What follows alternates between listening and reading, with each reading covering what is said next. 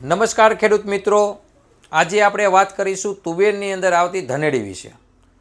જે આ ધનેડી રહી એ લાઈફ સાયકલ કઈ રીતની હોય છે, નુકસાન કઈ રીતના કરે છે અને એના નિયંત્રણ માટે આપણે શું કરી શકીએ.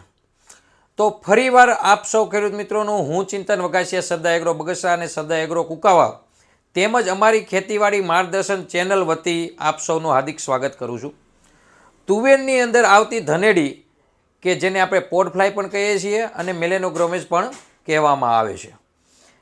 આ જે પોડ ફ્લાય રહી એ તુવેરની જે શીંગું હોય, જ્યારે નાની શીંગું હોય અને એની અંદર રાઈના દાણા જેવડી ટૂંકમાં તુવેરના દાણા હોય ત્યારે માદા માખી તુવેરની શીંગની અંદર પ્રવેશ કરે છે અને 60થી લઈને 80 ઈંડા મૂકે છે.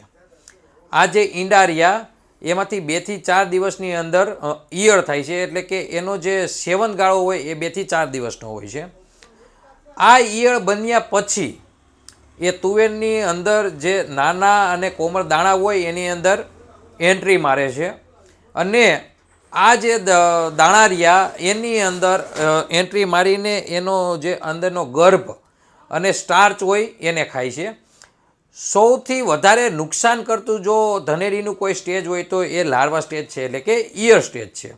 અને આ ઈયળ સ્ટેજનો સમયગાળો હોય છે 5 દિવસથી લઈને 18 દિવસની અંદર. જ્યારે એનો બીજું અને ત્રીજું સ્ટેજ ઈયળનું હોય, એટલે કે 10-12 દિવસની ઈયળ થાય, 18 દિવસનો જેનો ટોટલ સમયગાળો છે એમાંથી 10થી 12 દિવસની થાય ત્યારે સૌથી વધારે એ નુકસાન કરે છે.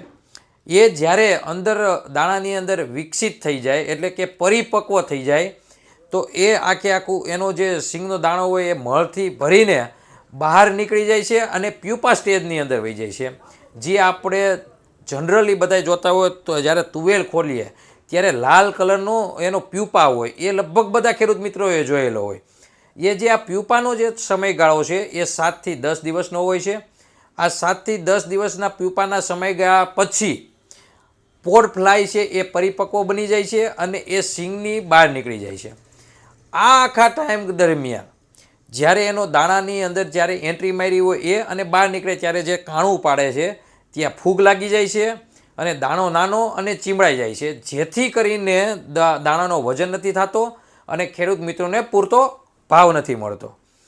રહી વાત આના નિયંત્રણની, તો જો એના નિયંત્રણ માટે ઘણા બધા ટેકનિકલો આવે છે. એમાંથી એક ફેન્ટોએટ ટેકનિકલ આવે.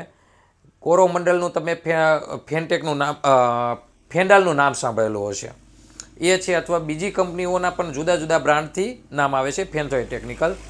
એ સિવાય ડેલ્ટામેથ્રિન છે, પ્રોફેનોફોસ છે, 50% પ્રોફેનોસાઇપર છે, ક્લોરોસાઇપર છે, અથવા બીજી કોઈ ગેસ કરતી દવાઓનો પણ તમે ઉપયોગ કરી શકો છો.